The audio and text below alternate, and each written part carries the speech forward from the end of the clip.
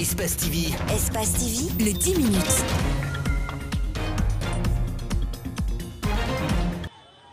C'est une ambiance électrique qui s'empare des marcheurs. Des citoyens qui ne veulent pas du tout se soumettre à cette décision qui revoit à la hausse le prix du litre du carburant à la pompe. Pour eux, marcher est une bonne manière pour se faire entendre. Au prix de 8 000 francs, 8 000 ou rien, 8 500 on n'en veut pas, 8 000 tout simplement. On a un nouveau gouvernement proche du peuple et qui pose des actes loin du peuple. La détermination, ce qui motive ces acteurs de la société civile. La distance pour tenir la marche ne leur dit rien. La masse s'augmente à chaque endroit traversé par les manifestants. Un gouvernement près du peuple, c'est pas comme ça, il faut agir. Il faut consulter, il faut négocier avec les gens, comprendre ce qu'ils veulent. Mais on ne peut pas augmenter le prix du carburant à 10 000 francs sans consulter les acteurs sociaux. Nous sommes fatigués et tout le peuple est fatigué. Nous souhaitons que désormais, que nous soyons gouvernés autrement. Qu'il y ait un gouvernement responsable près du peuple. Voilà, nous sommes au stade du 28 septembre. Ici seront prononcés les différents discours des différentes plateformes de la société civile.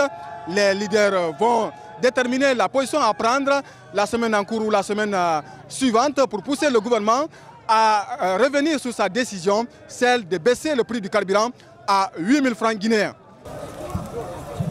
Ces mouvements citoyens, c'est pour revendiquer la baisse du prix du carburant.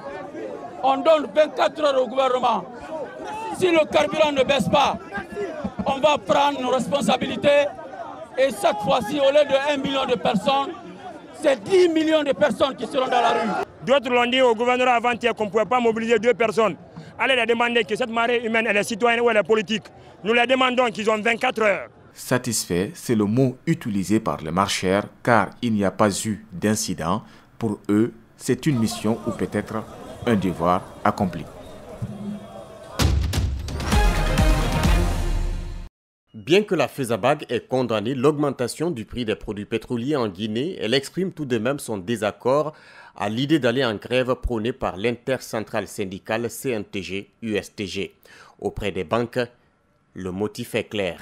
Nous ne pouvons que soutenir, c'est-à-dire l'idée de ne pas accompagner, c'est-à-dire la CNTG et l'USTG, vu que certaines conditions ne sont pas remplies.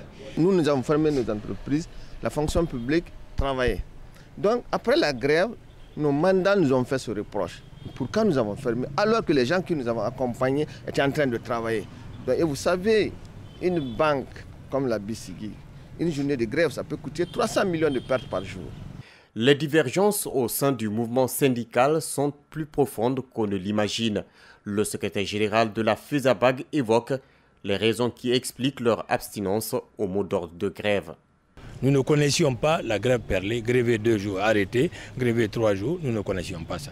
Nous avons été déçus de la dernière grève de 2016, mars 2016, février-mars 2016, où nous sommes allés au ministère de l'économie et des finances pour discuter du prix du carburant à l'époque, qui devrait être vendu entre 4 500 et 5 000 francs.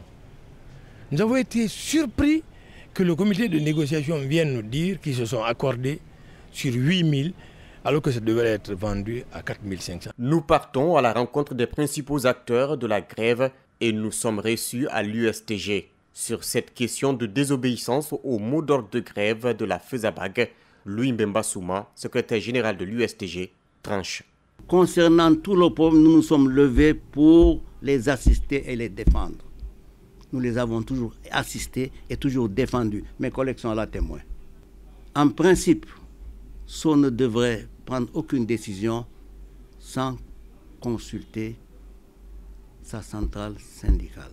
L'intercentrale CNTG-USTG continue d'observer sa grève perlée jusqu'à satisfaction de sa demande qui est de ramener le litre de carburant à 8 000 francs guinéens avant toute ouverture de négociation.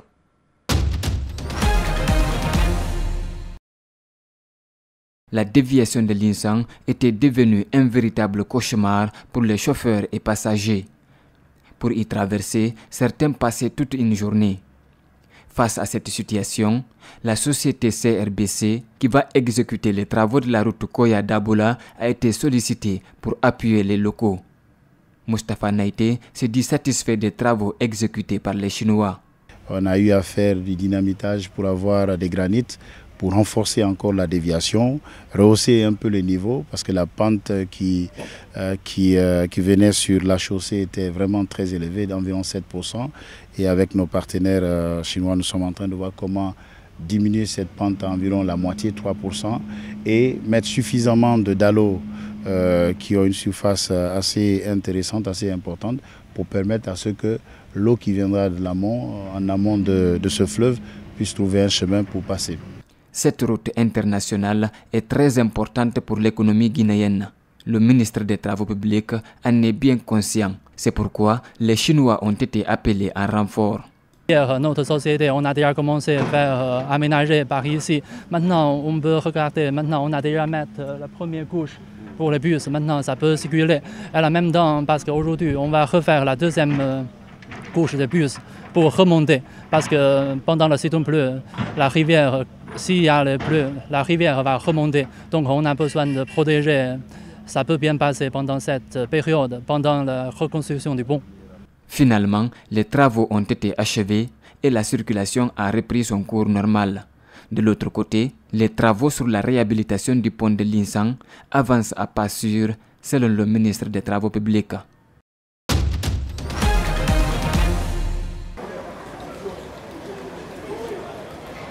C'est l'université Julius Nyerere de Kankan, championne des universités en titre, qui a représenté l'université guinéenne à ces Jeux africains d'Éthiopie.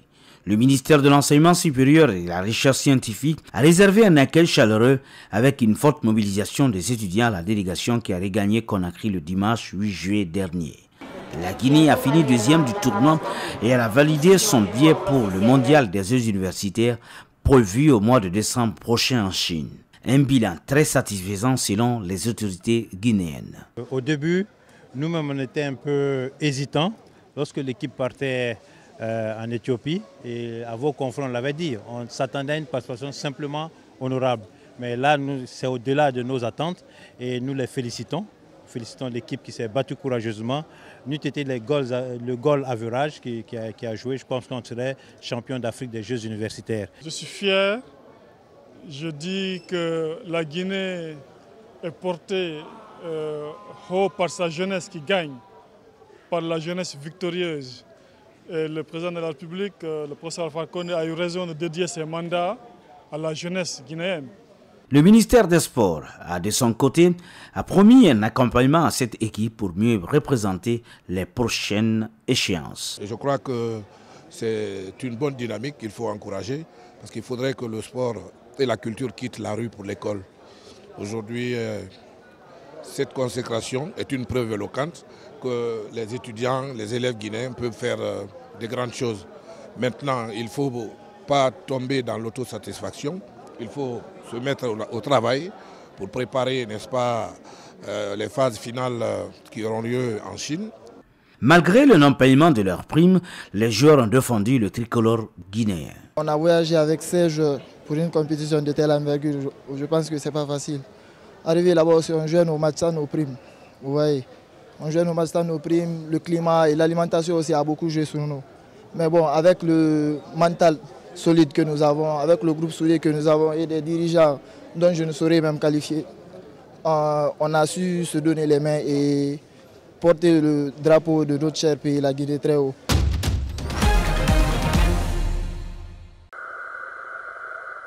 Le long des côtes de Chypre, des chercheurs récoltent des données sur le phoque moine de Méditerranée, une espèce menacée d'extinction. Il s'agit du mammifère marin le plus menacé d'Europe. Seuls 7 à 10 phoques gîtent encore dans les eaux chypriotes. En cause, les activités humaines sur la côte, l'urbanisation et le tourisme en plein essor. C'est une espèce menacée d'extinction qui est précieuse pour l'environnement et pour l'équilibre de l'écosystème. Si nous ne la protégeons pas, les générations futures ne pourront jamais la voir. Donc nous devons la protéger. La construction de 6 nouvelles villas, dont certaines achetées par des investisseurs chinois à seulement 25 mètres de l'habitat naturel des phoques, a scandalisé l'opinion. Le Parti vert et des ONG locales estiment que les directives de l'Union européenne ne sont pas mises en œuvre pour sauvegarder la zone Natura 2000, une région protégée qui abrite les espèces menacées. Nous espérons que cela servira de modèle de ce qu'il ne faut pas faire. Nous sommes préoccupés par le reste de la côte ici. Si les choses continuent et si c'est considéré comme normal, cela deviendra le nouveau modèle du reste de la côte. Et ça concerne toute la zone Natura 2000. Le gouvernement chypriote encourage les investissements pour aider l'île à se remettre de la crise économique de 2013.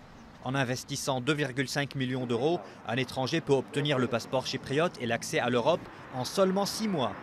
Mais même certains promoteurs immobiliers locaux qui bénéficient de cette réglementation sont en colère.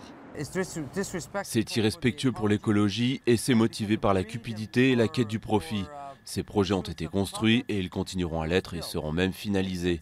Mais ça va vraiment être laid à regarder et nous allons devoir vivre avec pour toujours. Le gouvernement dit mener des évaluations d'impact écologique appropriées pour préserver les zones côtières protégées. Mais l'autorisation récente accordée à la construction de 44 villas et à un hôtel de 4 étages à proximité d'une plage risque d'attiser l'indignation.